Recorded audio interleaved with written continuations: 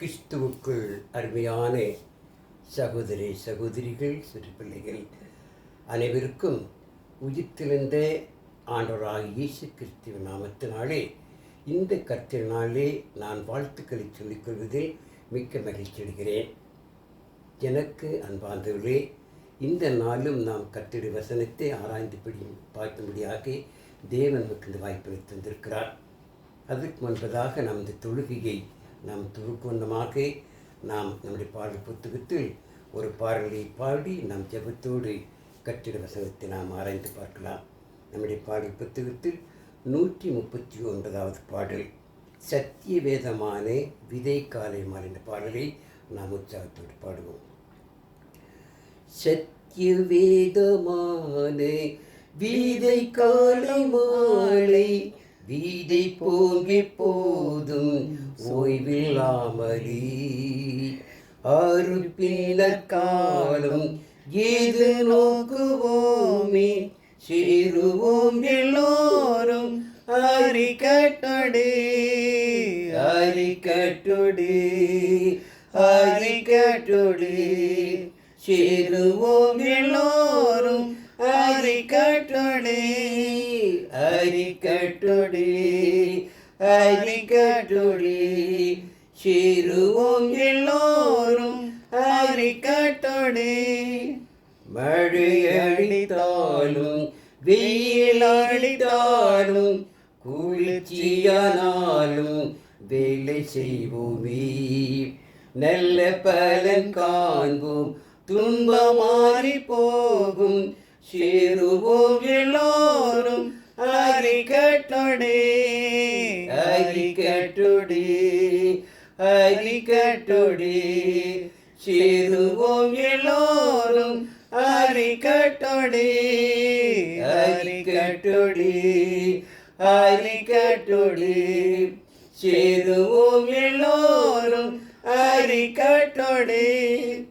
கவலை விசாரும் கஷ்ட நஷ்டத்தோடும் விதைத்தாலும் வேலை விடவே மாட்டோம் இழைப்பார கர்த்தர் நம்மை வாழ்த்து சேர்ப்பார் சேருவோம் எல்லோரும் அறிக்கட்டொடே அறிக்கட்டொடே அறிக்கட்டொடே சேருவோம் எல்லோரும் அறிக்கட்டொடே அறிக்கட்டொடே அறிக்கட்டொடே சேருவோம் எல்லோரும் அறிக்கட்டொடே. ஜெபிப்போம். இரக்கம் மிகுந்த எங்கள் பரலோகத்தின் தூய தகப்பனே, இந்த நாளிலும் உம்முடைய வேத வசனங்களை ஆராய்ந்து பார்க்க எங்களுக்கு நீ தந்த மாபெரும் தயவிற்காக நன்றியோடு கொடுத்திருக்கிறோம். பிதாவே, நாங்கள் உங்களுடைய வசனங்கள் ஆராய்ந்து பார்க்கும் பொழுது நாங்கள் சுயமாக சொந்தமாக இதையும் பேசாமல் ஆவியானவர் சொன்ன வார்த்தைகளை நாங்கள் உண்மையாய் உறுதியாய் பேசத்தக்க உற்சாகத்தை எங்களுக்கு தந்திரலும் கேட்கின்ற உள்ளங்களை திறந்தரலும் தொடர்ந்து பாதுகாத்து கொள்ளும் இயேசுவின் நாமத்தில் ஜெபிக்கிறோம் நல்ல பிதாவே, ஆமென்.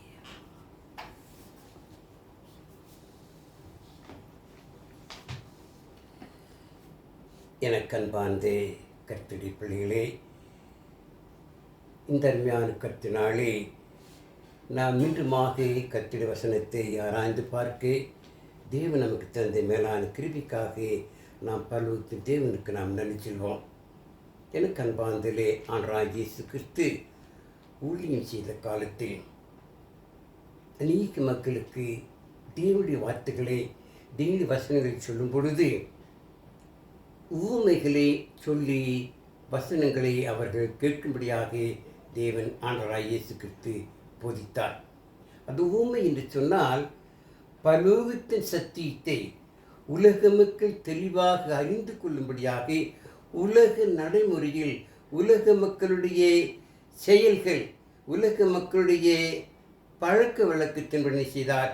அவர் சத்தியத்தை சொல்லி போதித்தார். அப்பொழுது இந்த ஊமைகளை அவர் அதுதான் ஊமை.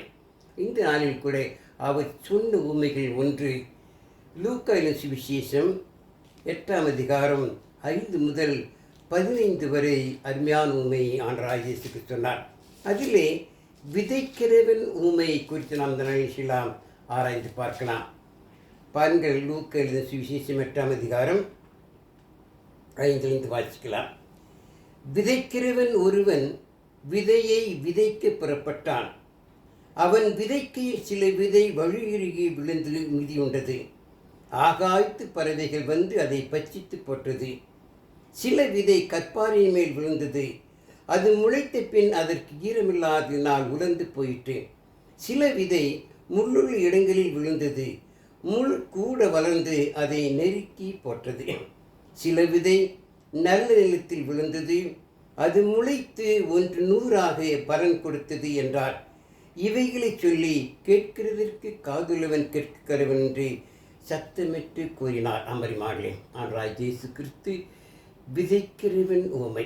எனக்கு அன்பார்ந்து நமக்கு எல்லாரும் தெரியும், விதைப்பது என்பது நாம் பார்த்திருக்கிறோம். அதாவது நிலத்தை ஏறுழுது அந்த நிலத்தை நன்கு மெதுவாக மிருதுவாக அந்த மண்ணை செய்த பிற்பாடு என்ன செய்வார்கள்?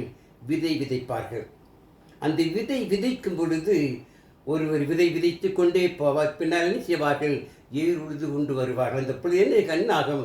அந்த ஏர் உழுது வரும்பொழுது அந்த விதை அப்படி அந்த மண்ணால் மூடப்படும். அந்த விதை முளைத்து வரும். அப்படி விதைக்கிற வேளையில் அது நடந்த சம்பவத்தை ஆண்டவராகிய இயேசு சொல்கின்றார். சில விதைகள் வழியருகே விழுந்ததாம். சில விதைகள் கற்பாறையின் மேல் விழுந்ததாம்.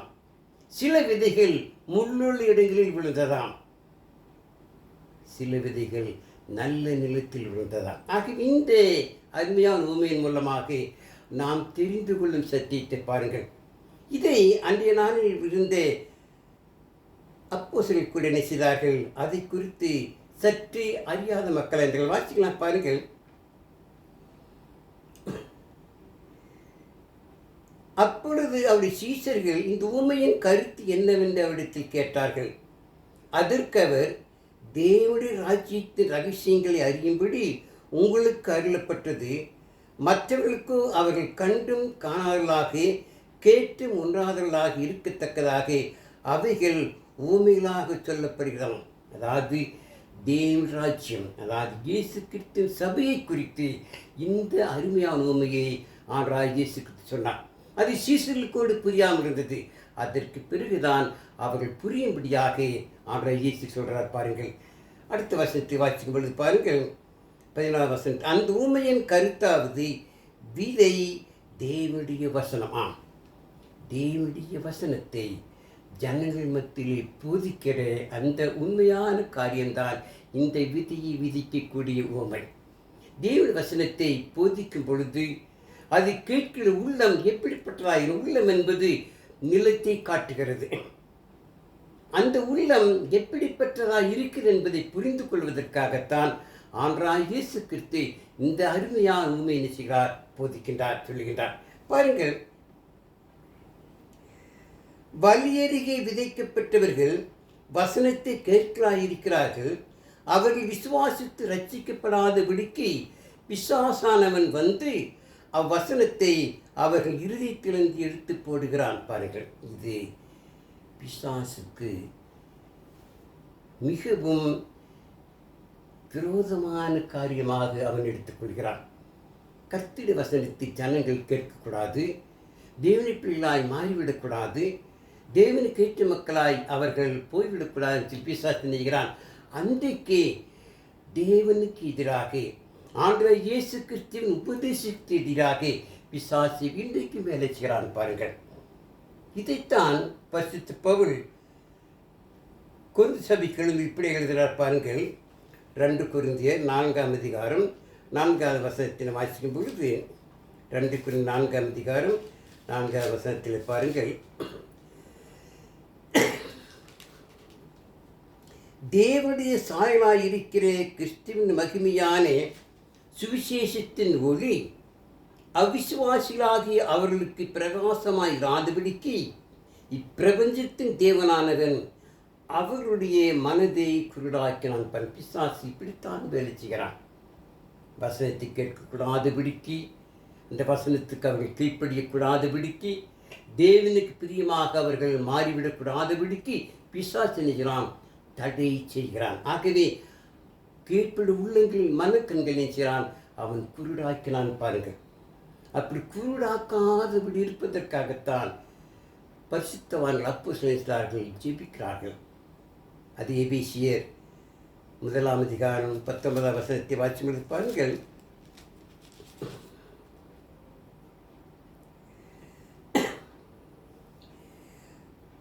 தாம் கிறிஸ்துவை மரித்தொழுந்து எழுப்பி அவரிடத்தில் நடப்பித்த தமது பலத்த சத்துவத்தின் வல்லமைப்படியே விசுவாசிகளாகிய நம்மிடத்திலே காண்பிக்கும் தம்முடைய வல்லமையின் மகா மேன்மையான மகத்துவம் இன்னதென்றும் நீங்கள் அறியும்படிக்கு அவர் உங்களுக்கு பிரகாசமுள்ள கண்களை கொடுக்க வேண்டும் என்று வேண்டிக் கொள்ளுகிறேன். பிரகாசமுள்ள கண்களை கொடுக்க வேண்டும் என்று ஆமரிமாக நீங்களும் நானும் கூட எப்பொழுதும் பிரகாசமுள்ள மனக்கண்களாக இருக்க வேண்டும். ஏனென்றால் பிசாசு நம்ம எல்லோருக்கும் எதிராளியாக இருக்கிறான். ஆகவே தான் பரிசுத்த பேதுரு கூறும் பொழுது, பேதுரு 1 அதாவது பேதுரு 5:8 தெரிந்த புத்திலாயிருங்கள், விழித்திருங்கள், ஏனெனில் உங்கள் எதிராளியாகி பிசாசானவன் எவர்களை விழுங்கலாமோ என்று சொல்லி வகை தேடி சுற்றி திரிகிறானாம். அறிமாவே, ஆகவே நமக்கு எதிராளி பிசாசு தான். அந்த பிசாசு நம்மை தேவனுக்கு சேராதபடிக்கு நம்ம என்ன செய்வான், நம்மை விழுங்கும்படி வகை தேடி சுற்றி. ஆகவே தான் நாம் தெளிவுள்ள மக்களாக விழித்து நம்முடைய உள்ளம் எப்பொழுதும் தெளிவுள்ளதாக இருக்க வேண்டும். பாருங்கள், ஆகவே வழியருகே விதைக்கப்பட்ட இந்த விதை அது வளர்ந்து வராதபடி என்ன செய்யலாம், பறவைகள் அதை என்ன செய்து குத்தி சாப்பிட்டு அது வளர்ந்து வராது. அதே போலதான் சத்தியத்தை கேட்கக்கூடாதபடிக்கு என்ன செய்யலாம், பிசாசு அன்னக்கண்களை குருடாக்கி விடுகிறான். நீங்கள் என்ன செய்யலாம், பிசாசுக்கு இடம் கொடுக்கவே கூடாது. வேதத்தில் வாசிக்கும் பொழுது எபேசியர் 5 4 27 பிசாசுக்கு இடங்கொடாமலும் இருங்கள். நாம் பிசாசுக்கு இடம் கொடுக்கவே கூடாது.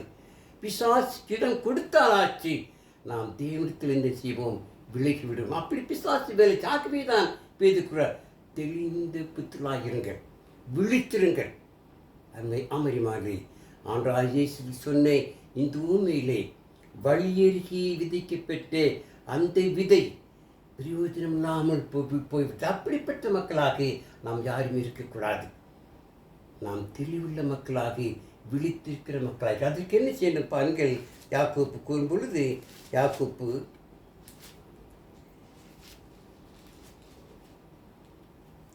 பாருங்கள், யாக்கோப்பு கூறுகிறார், யாக்கோப்பு 4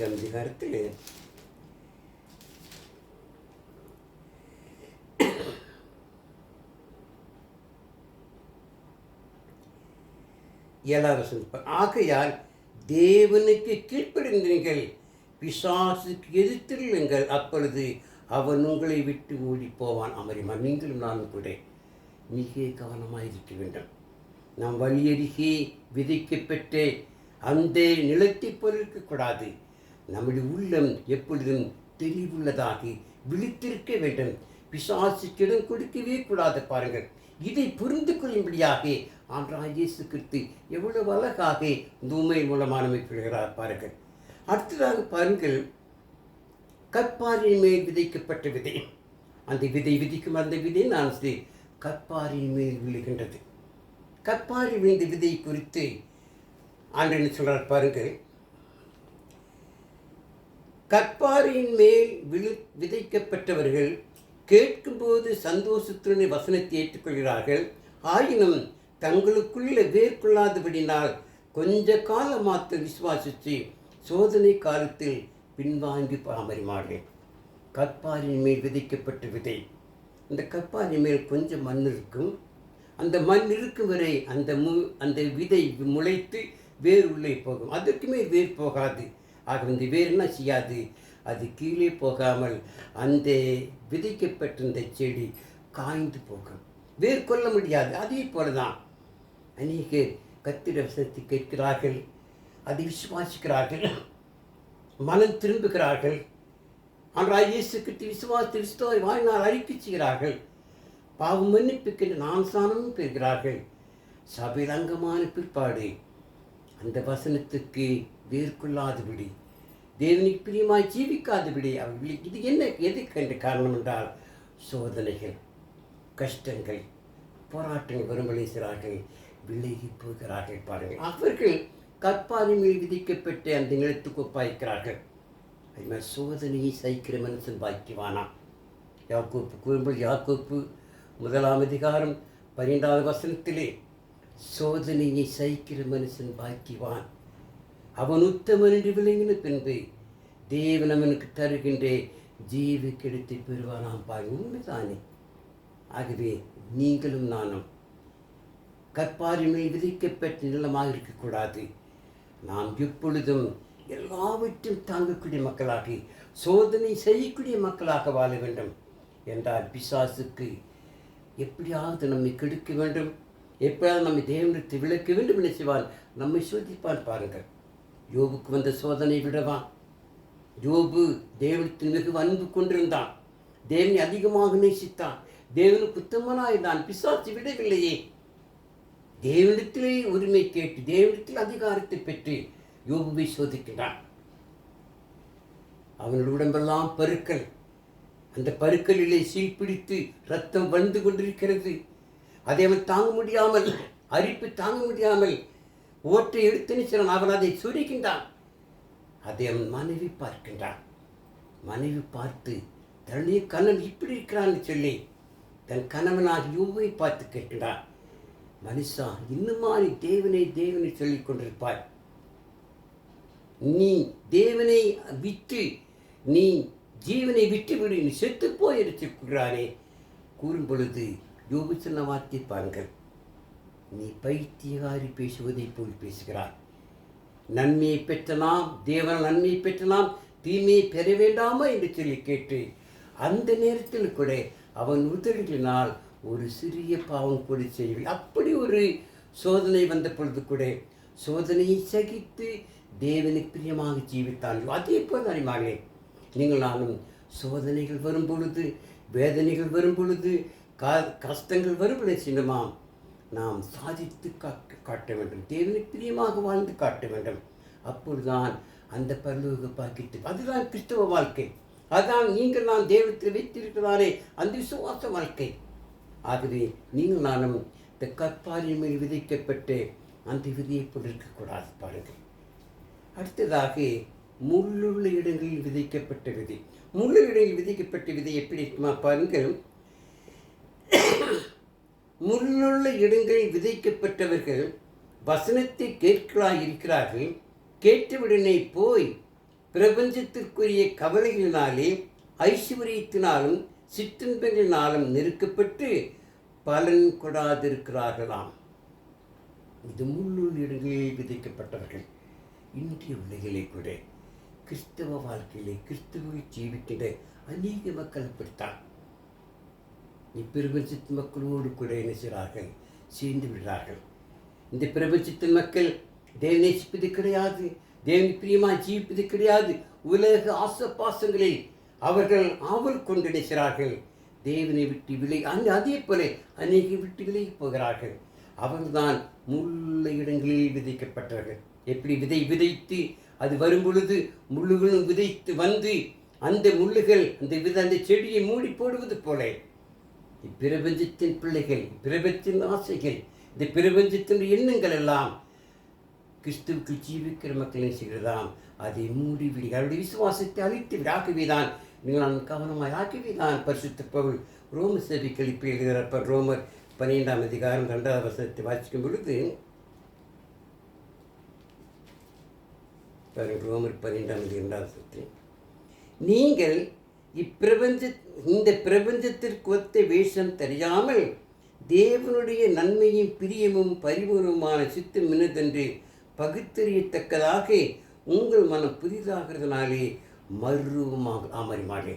இப்பிரபஞ்சத்தின் மக்களோடு செய்யக்கூடாதாம், நம் வேஷம் தெரிவிக்கக்கூடாது. இப்பிரபஞ்சத்தின் மக்கள் ஐஸ்வர்யத்தின் நினைக்கிறார்கள், நாட்டம் கொள்கிறார்கள். துலக பாவமான காரியத்தின் மேல் நாட்டம் கொள்கிறார்கள், தேவனை விட்டு விலகி விடுகிறார்கள். ஆகவே அப்படிப்பட்ட மக்களுடன் என்ன செய்யக்கூடாதாம்? நாம் இணைந்து விடக்கூடாது. இவர்கள் தான் முள்ளுள்ள இடங்களில் விதைக்கப்பட்ட விதை. அப்படிப்பட்ட மக்களாக இருக்கக்கூடாது. பாருங்கள், கொஞ்சம் சிந்தித்து பார்க்க வேண்டும். எனக்கு அன்பாந்தலே, நம் கத்திர வசனத்தை கேட்டிருக்கிறோம். தேவ வசனத்தை கேட்டு அதை விசுவாசித்து பழைய பாமான் ஜீவித்திலிருந்து மனம் திரும்பி நாம் விசுவாசத்தை வாய்ந்த அழைக்க செய்து பாவ மன்னிப்புக்கு நான் சாணம் பெற்றேன். இன்றைக்கு பரிசுத்தமாக்கப்பட்டவளாய் தேவ பிள்ளையாய் மாற்றப்பட்டிருக்கிறோம். ஒரு காலத்திலே நாம் என்ன செய்தோம்? பாவ சேற்றிலிருந்து இன்றைக்கு நாம் அப்படி இல்லை, தேவ பிள்ளையாக மாற்றப்பட்டிருக்கிறோம். பாருங்கள், அப்படிப்பட்ட நாம் நினைச்சுக்கூடாதாம். இந்த பிரிவித்தின் பிள்ளைகளை போல நினைச்சுக்கூடாதாம். நாம் போய்விடக்கூடாது. நம்மை குறித்து தேவ வார்த்தை சொல்லும் பொழுது பாருங்கள், 1 பேதுரு 2ஆம் அதிகாரம் 7ஆம் வசனத்தில் வாசிக்கும் பொழுது,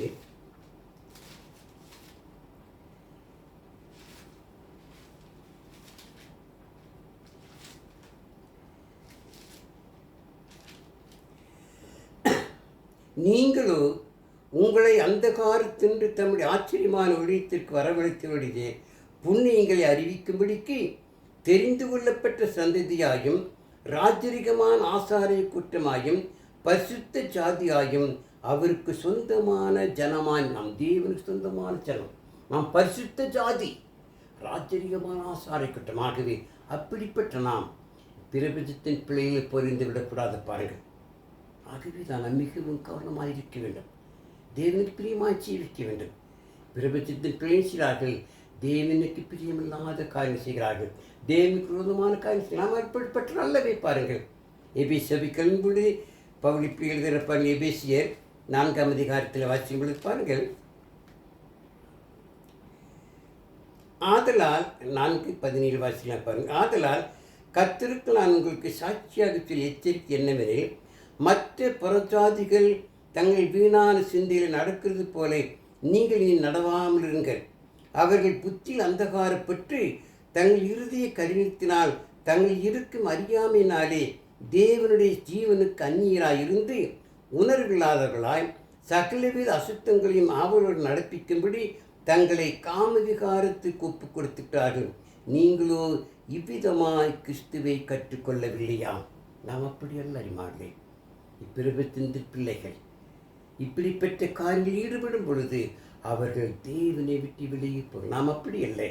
நாம் தேவனால் தெரிந்து கொள்ளப்பட்டவர்கள், நம் தேவன் அழைக்கப்படார்கள். நாம் எப்படி இருக்க வேண்டும்? நம் உள்ளே இடங்கள் விதைக்கப்பட்ட விதையாக இருக்கவே கூடாது, இருக்க முடியாது. பாருங்கள், அடுத்ததாக ஆண்டவராகிய இயேசுக்கு சொல்வது பாருங்கள், 17ஆம் வசனம், நல்ல நிலத்தில் விதைக்கப்பட்டவர்கள் வசனத்தை கேட்டு அதை உண்மையும் நன்மையுமான இருதயத்திலே காத்து பொறுமுடனே பலன் கொடுக்கிறவர்களாயிருக்கிறார்களாம். பலன் கொடுக்கக்கூடிய மக்களாயிருக்க வேண்டுமாம். பாருங்கள், நீங்கள் நானும் கிறிஸ்துவுக்குள் பிறந்தது உண்மையானால் நம்முடைய உள்ளம் நல்ல நிலத்தை போல் இருக்க வேண்டுமா? நம்முடைய உள்ளம் முள்ளுள்ள இடத்தை போலல்ல, கற்பாறை போலல்ல, வலியருகை போலல்ல. நம்முடைய உள்ளம் பரிசுத்தமான உள்ளமாயிருக்க வேண்டுமா? தேவனுக்கு பிரியமான உள்ளமாயிருந்து நாம் தேவனோடு நெருங்கி ஜீவிக்க வேண்டும். பாருங்கள், வேதத்தை வாசிக்கும் பொழுது முதலாக பேதுரு ஆண்டவராகிய இயேசு கிறிஸ்து சுவிசேஷத்தை பிரசங்கித்த பொழுது கிபி 33ஆவது வருடத்திலே எருசலேமிலே பெந்தேகோஸ்து நாளிலே திரளான ஜனங்கள் கூடி வந்திருந்தார்கள். அங்கு பார்க்கும் பொழுது கிட்டத்தட்ட 17 பாசை பேசக்கூடிய மக்கள் கூடியிருந்தார்கள். 17 நாட்டு மக்கள், 17 பாசை பேசக்கூடிய மக்கள் வந்திருந்தார்கள் சொன்னார். அந்த நாட்டில் எத்தனை பேர் வந்திருப்பார்கள்? எவ்வளவு நமக்கு தெரியாது, கோடிக்கணக்கில் இருந்திருக்கும். அத்தனை பேர் மத்தியிலே பாருங்கள், சத்தியத்தை கேட்டு அதை விசுவாசித்து மனம் திரும்பி பாவமன்னிப்பு நான் சாணம் பெற்றவர்கள் 3000 பேர் தான். பாருங்கள், வாசிக்கணும் பாருங்கள். அப்போ சிலர் 2ஆம் அதிகாரத்திலே வாசிக்கும் பொழுது 37ஆம் வசனத்தில் 41 வாசிக்கும். இதை அவர்கள் கேட்ட பொழுது இருதயத்திலே குத்தப்பட்டவர்களாகி பேதுருவையும் மற்ற அப்போஸ்தலரையும் பார்த்து, சகோதரரே, நாங்கள் என்ன செய்ய வேண்டும் என்று கேட்டார்கள். பேதுரு அவர்களை நோக்கி, நீங்கள் மனம் திரும்பி ஒவ்வொருவரும் பாவ மன்னிப்புக்கென்று இயேசு கிறிஸ்து நாமத்தினால் ஞானஸ்நானம் பெற்றுக்கொள்ளுங்கள், அப்பொழுது பரிசுத்த ஆவியின் வரத்தை பெறுவீர்கள். வாக்குத்தத்தமானது உங்களுக்கும் உங்கள் பிள்ளைகளுக்கும் நம்முடைய தேவனாய கர்த்தர் வரவழைக்கும் தூரத்தில் யாவருக்கும் உண்டாயிருக்கும் என்று சொல்லி இன்னும் அநேக வார்த்தைகளாலே சாட்சி கூறி மாறுபாடு சந்ததியை விட்டு விலகி உங்களை ரட்சித்துக்கொள் என்று புத்தி சொன்னான். அவருடைய வார்த்தையை சந்தோஷமாய்த்துக் கொண்டவர்கள் ஞானஸ்நானம் பெற்றார்கள். அன்றைய தினம் ஏறக்குறைய 3000 பேர் சேர்த்துக் கொள்ளப்பட்டார்கள். இந்த 3000 பேர் சேர்த்துக் கொள்ளப்பட்டார்கள். மற்ற நிலைமை என்னானது? இவர்களெல்லாம் சத்திய வசனத்தை கேட்கக்கூடாதபடிக்கு பிசாசன் நினைச்சுதான் அவர்கள் மனக்கண்களை குருடாகிவிட்டு இவர்கள் வலியருகி விதைக்கப்பட்டு அந்த விதைக்கு அந்த நிலத்துக்கு ஒப்பானவர்கள் என்பார்கள். இன்றைக்கு அநேக சத்தியத்தை கேட்கிறார்கள், அன்னை செய்வதில்லை, கீழ்ப்படிதல் கிடையாது. ஏனென்றால் கீழ்ப்படியக்கூடாதபடிக்கு பிசாசனை தான் அவருடைய மனக்கண்களை குருடாக்கி விடுகிறான். அநேகர் அப்படித்தான் இருக்கிறார்கள். இந்த 3000 பேரில் கூட எத்தனை பேர் கற்பாரின் மேல் விதிக்கப்பட்ட விதியாக இருந்தார்களோ, எத்தனை பேர் முழுவதும் விதிக்கப்பட்ட விதியாக இருந்தாலும் நமக்கு தெரியாதான். அதிலே பாருங்கள், அநேக கிறிஸ்துக்கு ஒப்பு கொடுத்து வாழ்ந்தார்கள். அப்படி 8ஆம் அதிகாரம் 4ஆம் வசனத்தை வாசிக்கும் பொழுது, சிதறடிக்கப்பட்டவர்கள் எங்கும் திரிந்து சுவிசேஷத்தை பிரசங்கித்தார்கள். அமரிமார்கள் 3000 பேர் தேவனுக்கு ஒப்பு கொடுத்தவர்கள், தேவனுக்கு பிரியமாய் வாழ்ந்தவர்கள். அவர்கள் எப்படி வாழ்ந்த நாட்கள் இன்றைக்கும் கூட நீங்கள் நான் கிறிஸ்துவ ராஜ்யமான சில அங்கமாயிருக்கிறோம் பாருங்கள். இது எவ்வளவு பெரிய உண்மை, எவ்வளவு பெரிய சத்தியம் பாருங்கள். அவர்கள் 100மாக பலன் கொடுத்தார்கள். சிதறிப்போனவர்கள் எங்கும் திரிந்து பயப்படாமல் தைரியமாயிருந்து சுவிசேஷத்தை பிரசங்கித்தார்கள். சத்தியமானது பிரசங்கிக்கப்பட்டது. அநேகாத்துமாக்கள் ஆதாயப்பட்டார்கள் பாருங்கள். இதுதான் நல்ல நிலத்தில் விதைக்கப்பட்ட விதை. நாமும் கூட பாருங்கள், நல்ல நிலமாக சத்தியத்தை கேட்டு அதை விசுவாசிக்கிற மக்களாக, அப்படிப்பட்ட மக்களாக பார்த்து சுவிசேஷத்தை பிரசங்கிக்க வேண்டும். தேவனுடைய வார்த்தை, தேவனுடைய விருப்பம் நம் மற்ற மக்களுக்கு சத்தியத்தை சொல்லி ஆத்துமாக்களை ஆதாயப்படுத்த வேண்டும். எப்படி நலனத்தில் விதைக்கப்பட்ட விதை 100ஆக பலன் கொடுக்கிற அதே போல நீங்கள் நான் செய்யணுமா, பலன் கொடுக்கிற மக்களாக இருக்க வேண்டும். ஆத்துமாக்களை ஆதாயப்படுத்துகிற மக்களாக இருக்க வேண்டும். அநேக மக்களை தேவத்தை சேர்க்கக்கூடிய மக்களாக ஆகவே ஆண்டவர் சொன்னார். தேவராஜ்யத்தை குறித்த இந்த ரகசியத்தை நான் ஊமைகள் மூலமாக சொன்ன கூறார்கள். அந்த இயேசு கிறிஸ்து ராஜ்யம் வளர்ந்து வர வேண்டும். அந்த ராஜ்யத்தை அநேக மக்கள் அங்கம் வகிக்க வேண்டும். அந்த ராஜ்யம் பருவத்து செல்ல வேண்டும். அது பிதாவுடைய சித்தமாக இருக்கிறது பாருங்கள். அந்த ராஜ்யத்தில் நீங்கள் நானும் மிக கவனமாய் வாழ வேண்டும். தெளிவுள்ள மக்களாக இருக்க வேண்டும். பிசாசுக்கிடம் கொடுத்து விடவே கூடாது. தேவனுக்கு பயப்பட வேண்டும். தேவ வசனத்தை கேட்க வேண்டும். ஒவ்வொரு வாரம் தவறாமல் வந்து கர்த்தர் தொழிலில் பங்கு பெற வேண்டும். வசனத்தை கேட்டு வசனத்தை அறிந்து அதில் நடக்க வேண்டும். ஜெபிக்க வேண்டும். நல்ல பாடல்களை பாட வேண்டும். கர்த்தரை பந்திலே பங்கு பெற வேண்டும். தேவனை ஆசீர்வாதம் தேவனுக்கு கொடுக்க வேண்டும். அது மாத்திரமில்லை, நாம் வாழ்கின்ற இடங்களில் நம்மை பார்த்து அநேகர் கிறிஸ்துவுக்கு வளரும்படியாக நாம் பரிசுத்தமான வாழ்க்கை வாழ வேண்டும்.